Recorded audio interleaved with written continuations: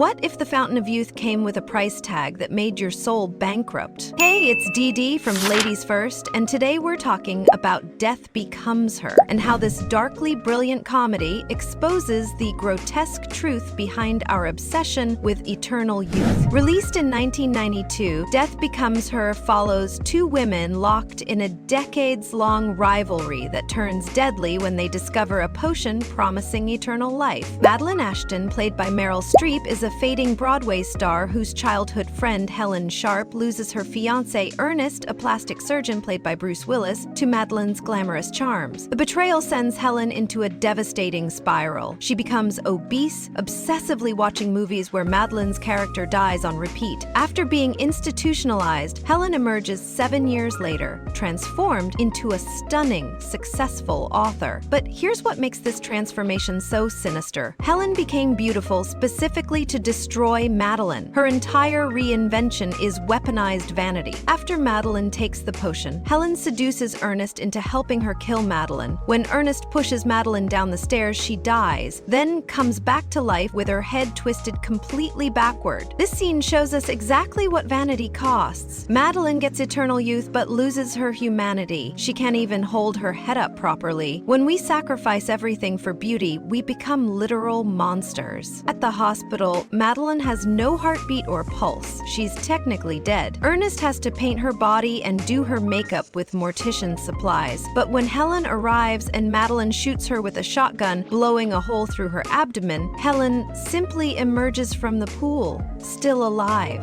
After their violent confrontation, the women reconcile and demand Ernest, the very man they've been fighting over, to literally hold them together. Once he repairs them, they realize their bodies require constant upkeep, and only Ernest has the skills to provide it. Desperate to keep him, they try to drug him into taking the potion too. When Ernest refuses, they drag him to Lyle's mansion, where he sees legendary figures like Greta Garbo and Marilyn Monroe trapped in an endless cycle of maintenance and superficiality. Ernest realizes what this existence really means: watching everyone you love age and die, while you remain frozen in time, forever dependent on artificial means to maintain your facade. It's not immortality, it's a prison sentence. The film's moral center surprisingly comes from Ernest, who represents the possibility of choosing authenticity over perfection. When offered the potion at Lyle's party, Ernest refuses. He sees through the glamorous facade to the reality underneath: eternal maintenance, watching loved ones die, and being forever trapped with Madeline and Helen. In a moment of clarity, he tells them, "You're on your own," and literally drops the potion, shattering it as he plunges through the mansion's stained glass ceiling. Ernest's escape literally breaks the cycle of vanity and obsession. He chooses to fall, to embrace mortality and imperfection, rather than be trapped in artificial perfection. 37 years later, Ernest dies naturally, having lived a full life. He became a mountain climber, remarried, had 6 children, and started clinics for alcoholics. The preacher at his funeral declares that Ernest achieved true immortality through his family and the lives he touched, not through a magical potion, but through genuine human connection. This ending redefines what immortality means. While Madeline and Helen are trapped in their decaying bodies,